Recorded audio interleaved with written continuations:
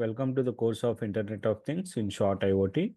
In today's class, we are going to learn a new concept called on-demand clients. So this on-demand clients is a part of IoT patterns where we are going to take an example or an application and we are going to see how these on-demand clients are integrated using IoT. So if you observe the block diagram over here, you have an IoT device where we are considering this particular IoT device for a smart parking system or a car parking system.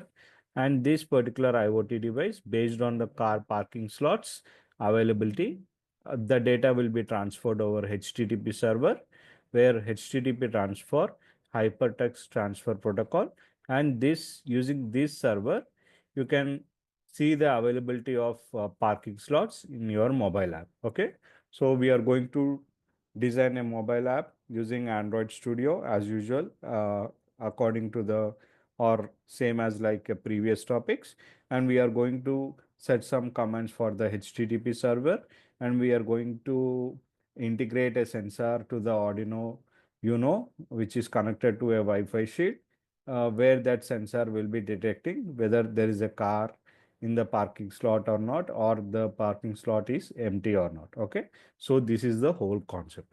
And coming to the learning objectives, so we will be able to read the data from the proximity sensor. So here we are going to use an ultrasonic sensor HCSR04 as a proximity sensor in order to detect whether the parking slot is empty or not. Okay. And the next objective what we are going to do is we need to send the sensor data to this particular server using HTTP, and this particular sensor data should also be displayed on the application or an app in the mobile phone using HTTP. So software required here is, so in order to develop the smart parking system or an car parking system, the software minimum requirements what we need is Arduino IDE 1.6.4, and advanced version is much appreciable. And we also need to have PHP server, MQSQL, MySQL server, like it's a database.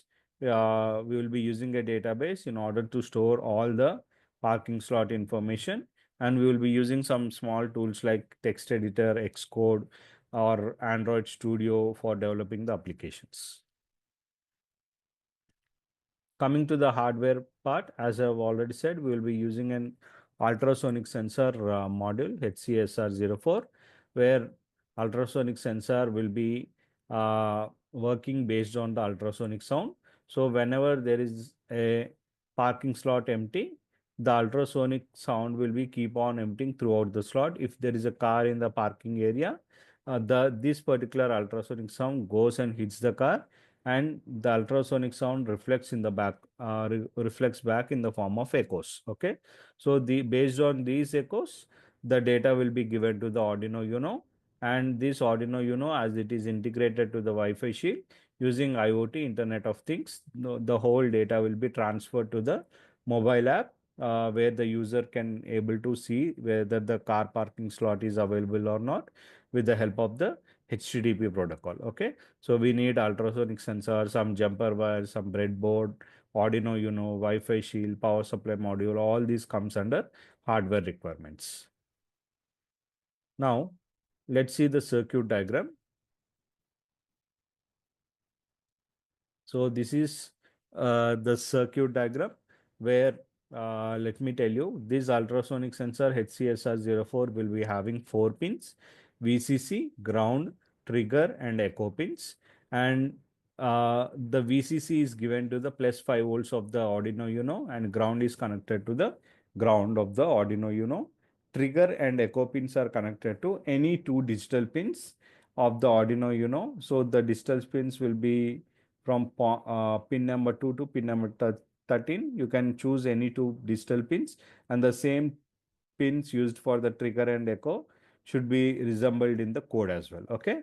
And coming to the Wi-Fi shield, same Wi-Fi shield will be, so this is the Wi-Fi shield. Wi-Fi shield will be mounted on top of the Arduino Uno, where exactly the Wi-Fi shield pins gets into the Arduino Uno board, and this is how the power supply and other pin connection is given. Okay, so ultrasonic sensor interface to the Arduino Uno, and Arduino Uno will be bottom of this particular Wi-Fi shield, which will be integrated together. Okay, so this is a basic block diagram. And coming to the database, MySQL, okay. So we are going to have some sort of commands like creating the table. As we know, the database is created in the form of a table, rows and columns, right? So you can create files like parking spots data, columns, new file, parking spots count, timestamp, whenever the car has entered, how much long the car has retained in the parking slot, or when the car left, whether the parking slot is empty or not. Everything can be monitored by using this particular database table. Okay, and coming to the PHP code. Okay, so we need to create a new file in order to connect this database to the PHP file, or the file what we see, user interface what we see. So in order to create that new file, you need to give a file name like util. Util means utility hyphen dbcon.php. Here dbcon stands for database connection. Okay, database connection dot php, and this particular file will be having some directory like smart parking or something like that, whatever the name you give.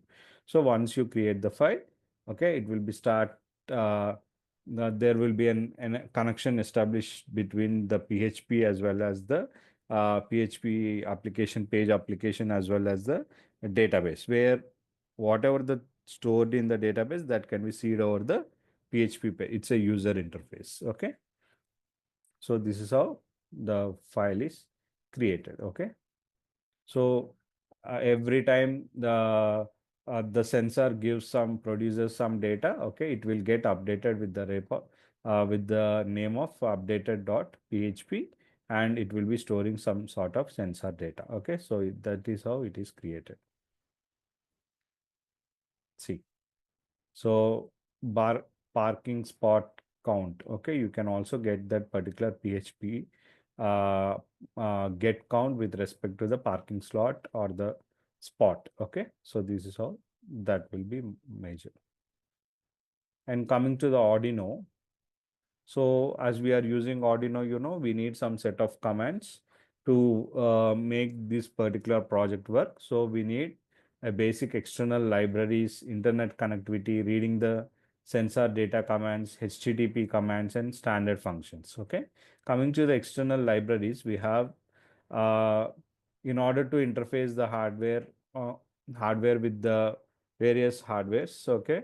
We need to integrate libraries like hash include SPA.h, where SPA stands for serial peripheral interface. Okay, it's a header file. Next, as we need to use the Wi-Fi shield, we need to go for a header file like hash include Wi-Fi.h. Okay, and coming to the standard functions, we have like C, void setup and void loop. In the void setup, we will be initializing serial port or serial begin with a 9600 baud rate. And as we are going for a sensor data function, okay, we need to use pin mode echo. Echo pin is considered as the input pin, as if there is a car in the parking slot, as the signal gets reflected back, those we are considering as an input, right? So echo pin is considered as the input pin, and the trigger pin is considered as the output pin. And connect to internet, as we need to connect to the internet. Connect to internet is the command or the function used to. And in order to calibrate the sensor and take the data, we will be using calibrate sensor. Okay, and not only that, we have some functions like read sensor data. Okay, publish sensor data. All these functions, okay, comes under sensor data functions. Okay, HTTP server, all these functions will be helpful for that. Coming to the void loop, we have this one read sensor data, as we need to keep on read the sensor data. Okay, this function helps in reading the sensor data. So see here. So as in the PHP file or the app we have designed, okay, this is how the screen it shows. Okay, some graphical user interface in real time. It will be shown like this practical scenario. Okay, so see here. So initially there was a parking spot, one was available. Okay, there is a green car over here placed in front of the ultrasonic sensor. Now as it is occupied, okay, it becomes 0.